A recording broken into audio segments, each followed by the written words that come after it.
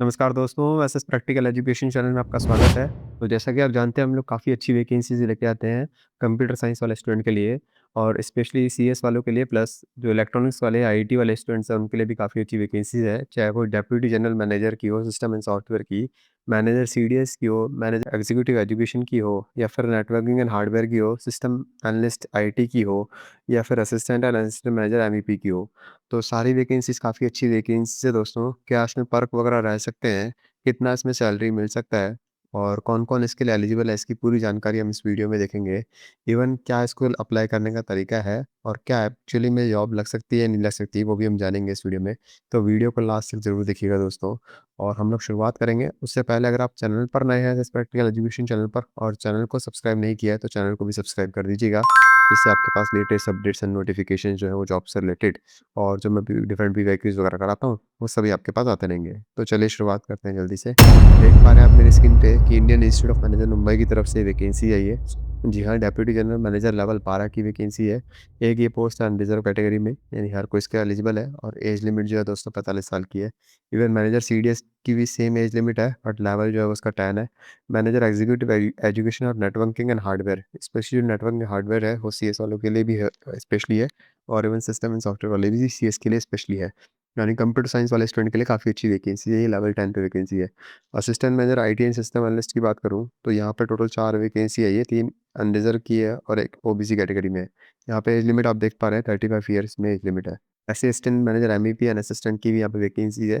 Total 2 vacancies में और 1 vacancies में एज लिमिट भी यहाँ पे आपको दी हुई है। मैं आपको बताऊँगा इसमें कौन-कौन, किस-किस पोज़ीशन के लिए एलिजिबल है। तो सबसे पहले बात करें अगर deputy general manager system and software की, तो एक पोस्ट इसमें है लेवल 12 की वैकेंसी है। लेवल 12 पे आप जानते हैं लगभग 78,000 रुपए बेसिक पे होती है, ठीक है।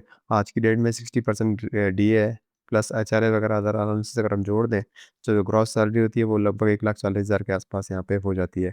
जी हाँ, 1,40,000 और इवन कौन सी सिटी में पोस्टिंग है तो वहाँ पे एचआरए भी उस हिसाब से ज़्यादा बढ़ सकता है। तो एचआरए अगर 30% या 35% होता है, तो लगभग सैलरी जो है 1,50,000 प्लस कुछ पर्क्स वगैरह भी हो सकते हैं यहाँ पे। तो मैं आपको बताऊँगा कौन-कौन इसके लिए एलिजिबल है, वो भी हम देख लेते हैं। कि अगर आपका बीई बीटेक किया हुआ है कंप्यूटर साइंस में या फिर इलेक्ट्रॉनिक्स या इलेक्ट्रिकल में, ठीक है, विथ स्पेशलाइजेशन इन कंप्यूटर में अगर आपके पास है या फिर एमसी और एमएससी किया हुआ है कंप्यूटर साइंस में, तो आप इसके लिए एलिजिबल हैं। पोस्ट ग्रेजुएट अगर आपका किया हुआ है, यानी पीजी किया हुआ है, एमटेक किया हुआ है या फिर एमसीए किया हुआ है, तो आप एक डिज़ायरेबल कैंडिडेट में है, बट ये मैंडेटरी नहीं है। मैंडेटरी सिर्फ आपका बीटेक किया हुआ होना चाहिए। इवन आपके पास अगर एडब्ल्यूएस का एक्सपीरियंस है, एज़्योर का या फिर सीसीएनपी का है, तो आप एक इनके लिए डिज़ायरेबल कैंडिडेट हो सकते हैं। आईटी इंफ्रास्ट्रक्चर का, साइबर सिक्योरिटी और क्लाउड टेक्नोलॉजीज़, डेटाबेस एडमिनिस्ट्रेशन और वर्चुअलाइजेशन, डिज़ास्टर रिकवरी का एक्सपीरियंस है, तो आपके लिए काफ़ी अच्छे एडवांटेज है। 10 साल का आपको इसमें एक्सपीरियंस होना चाहिए। जी हाँ, आईटी एक्सपीरियंस का होना चाहिए 10 साल का। जो एक्सपीरियंस है, अगर आप गवर्नमेंट में हैं, तो एटलीस्ट 3 साल का उसमें गवर्नमेंट का एक्सपीरियंस होना चाहिए लेवल 11 पे और 5 साल का एक्सपीरियंस होना चाहिए लेवल 10 पे। अगर लेवल 10 पे 5 साल का है, तो आप सीधा एलिजिबल हैं। लेवल 11 पे अगर 3 साल का है, तो आप उसके लिए डायरेक्ट पोजीशन पे एलिजिबल हैं।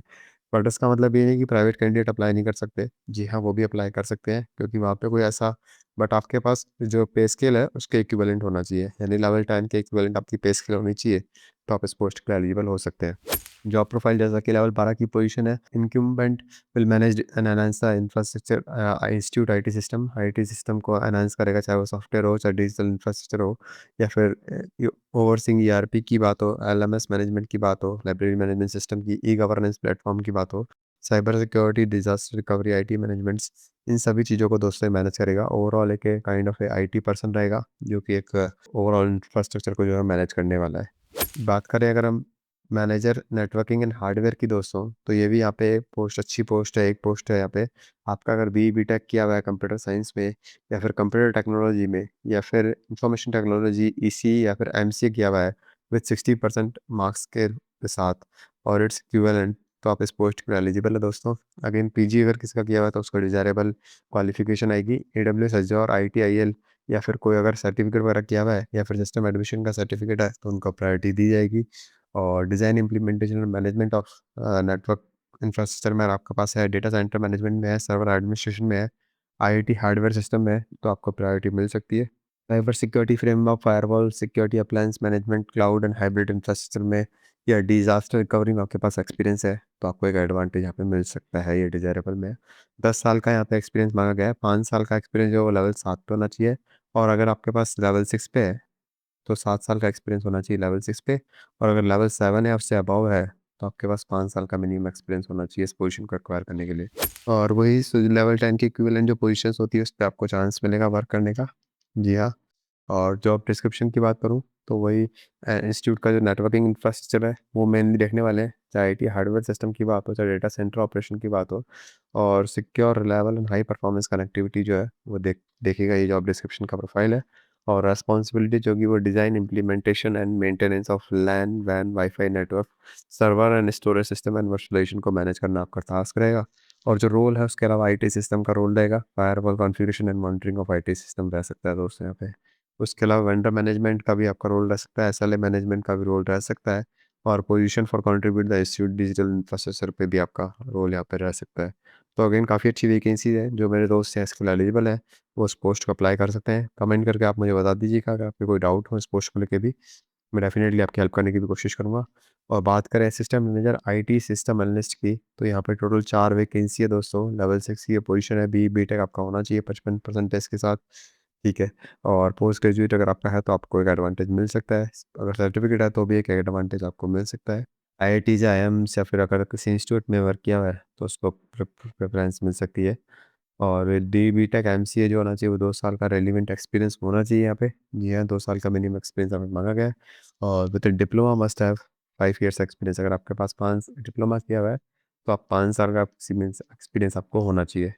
तो ये वही सपोर्ट करेगा इंफ्रास्ट्रक्चर को, और including hardware, software, troubleshooting, ERP maintenance वगैरह को, ensuring data security through backups and updates.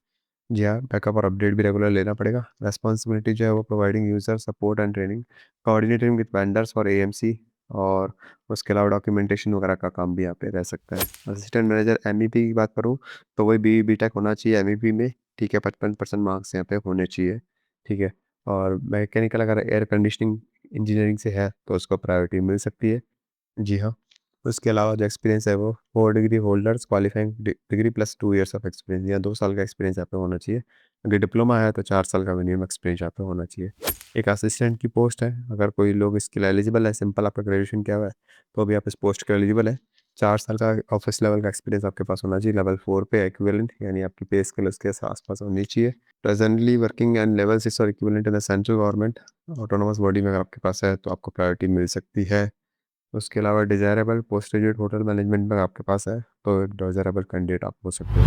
Apply करने का प्रोसेस मैं आपको जल्दी से बता देता हूँ तो दोस्तों, तो iimmumbai.ac.in की साइट पे आपको जाना है। लास्ट डेट यहाँ पे 9 जुलाई आप मेरी स्क्रीन पे देख पा रहे हैं, तो अभी आपके पास लगभग लगभग 15 से 18 दिन का टाइम है। जाइए जल्दी से और अप्लाई करने कीजिए अगर आप एलिजिबल है तो। और एक नॉन रिफंडेबल फीस जो हैगी वो 500 नंबर पर आपको पे करनी रहेगी, और SC/ST के लिए कोई एप्लीकेशन फ़ी नहीं है उसके अलावा। Who have not applied for similar post with the preceding 1 year from the date, यानी आप सिमिलर पोस्ट के लिए 1 साल तक अभी अप्लाई नहीं किए हो तो आप इसके एलिजिबल हैं। अगर आप ऑलरेडी अप्लाई कर दिए तो आप इस पोस्ट के लिए फिर अप्लाई नहीं कर सकते। उसके अलावा डॉक्यूमेंट वेरिफिकेशन का प्रोसेस है, और एलिजिबिलिटी का प्रोसेस है। और अगर आप मोर देन वन पोजीशन के लिए अप्लाई कर रहे हैं तो आपको सेपरेट फॉर्म फिलअप करना पड़ेगा इसके लिए। क्वालिफिकेशन जो होंगी पोस्ट की वो कैन नॉट बी रिलैक्स, उसको नहीं किया जा सकता। अगर एक्सपीरियंस जो है उसको रिलैक्स किया जा सकता है, बट क्वालिफिकेशन को जो है रिलैक्स नहीं किया जा सकता, ये इंस्टीट्यूट के नॉर्म्स के अकॉर्डिंग है। और इंस्टीट्यूट में कैंडिडेट हायर कैंडिडेट और on a suitable consolidate monthly remuneration basis at its team wit, अगर ज़्यादा की रिक्वायरमेंट हुई तो ज़्यादा भी दिए जा सकते हैं। May be hired at for a lower post if deemed, अगर कम पोस्ट के लिए होता है तो भी उसको हायर किया जा सकता है। और अकोमोडेशन जो होगा वो कैंपस में प्रोवाइड किया जाएगा। इलेक्ट्रिसिटी एंड वाटर चार्ज जो होंगे वो आपसे से करने रहेंगे। जी हाँ, अंदर कैंपस के अंदर ही आपको यहाँ पे रहने की सुविधा भी आईआईएम के द्वारा दी जाएगी। और institute receive the right to reserve its criteria for shortlisting, करने के लिए अपने क्राइटेरिया को कम या ज़्यादा किया जा सकता है। उसके अलावा और काफ़ी सारे नोटिफिकेशन यहाँ पे काफ़ी सारी इन्फॉर्मेशन है जो आप जाके चाहें तो देख भी सकते हैं। ठीक है, मैं आपको मेन मेन चीज़ें बताता हूँ। ठीक है, लीगल डिस्प्यूट अगर कोई होता है तो it will be with in judiciary of Mumbai only. कोई अगर आपकी क्वेरी है तो disc.website@iimmumbai.ac.in पे भी आप जाके संपर्क कर सकते हैं। और जो अपॉइंटमेंट होगा वो specially reserve for selected candidate हुआ मिनी टेन्योर और deputation of appointment as per the institute के नॉर्म से अकॉर्डिंग जो होगा वो अपॉइंटमेंट होगा। तो ये सारी जानकारी दी है दोस्तों मैंने आपको। आपके कोई डाउट है इसको लेके तो आप मुझे कमेंट करके बता दीजिएगा। चैनल पर नए हैं दोस्तों तो चैनल को भी सब्सक्राइब कर दीजिएगा, जिससे आपके पास लेटेस्ट नोटिफिकेशंस एंड अपडेट्स आते रहें। उसके अलावा थैंक यू सो मच दोस्तों for watching the video and have a good day.